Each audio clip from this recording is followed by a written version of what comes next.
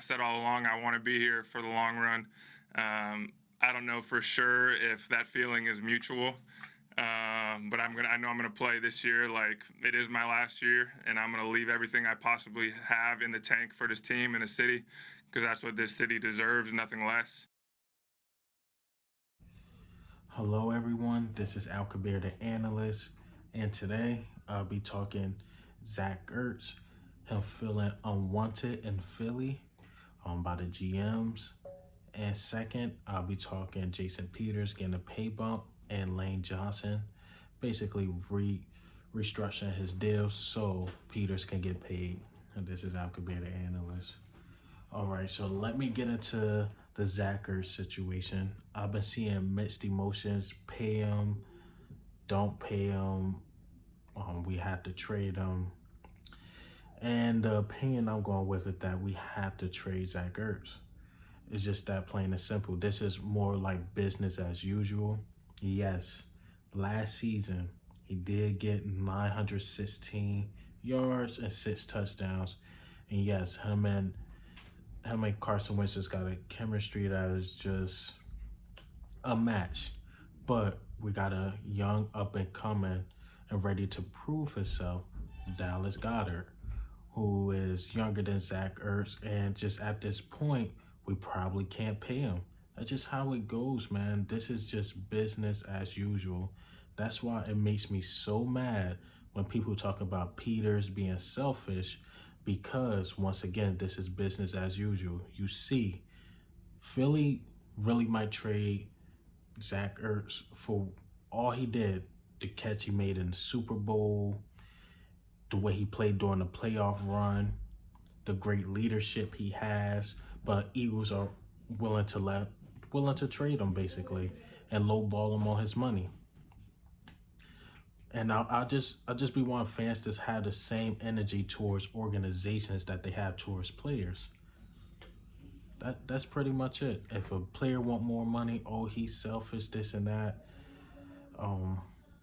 But once the team decide to trade him or anything, well, we couldn't afford to pay him this and that. No, you got to treat these organizations like business. I'm a super Eagles fan, but I got to look at it from Zach Ertz's eyes. He is a top 3 tight end at this moment. He deserved top 3 tight end money.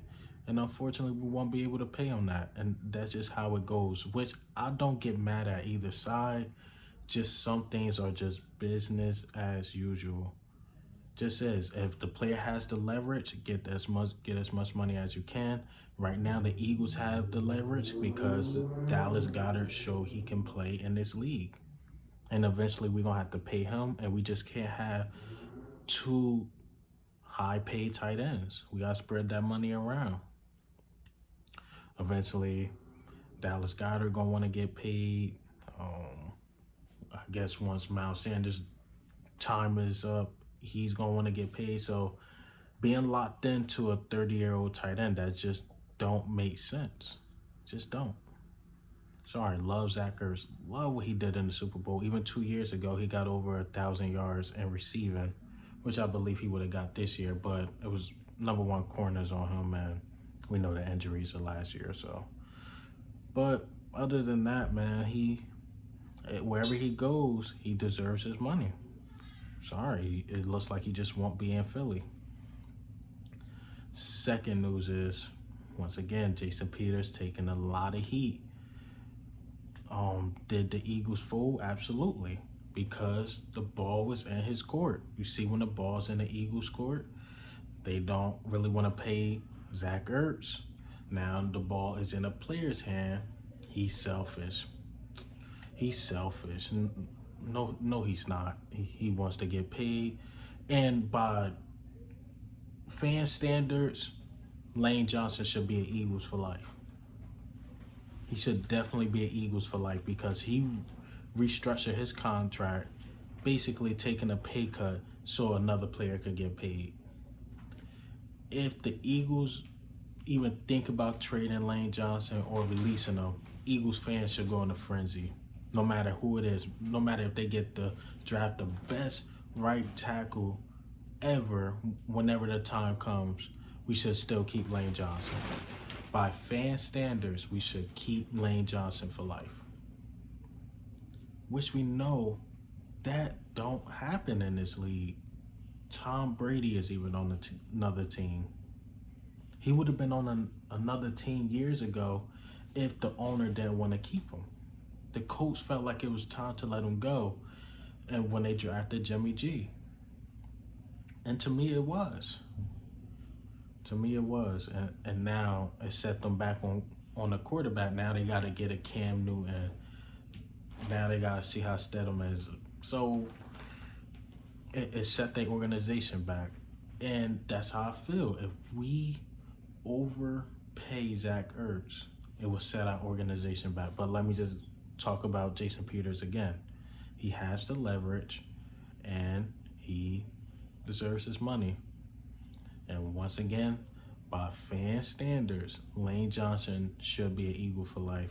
I don't want to hear when we draft the next upcoming right tackle, whenever Lane Johnson hit that age where it looks like he can't play anymore, I don't want to hear it's time to let Lane Johnson go. By fan standards, I don't want to hear that. Because the way y'all treating Jason Peters right now is ridiculous. I don't think he's selfish. If you ask me to do anything extra, I deserve my money. To me, that's it and that's all. I deserve my money. And what do you think, man?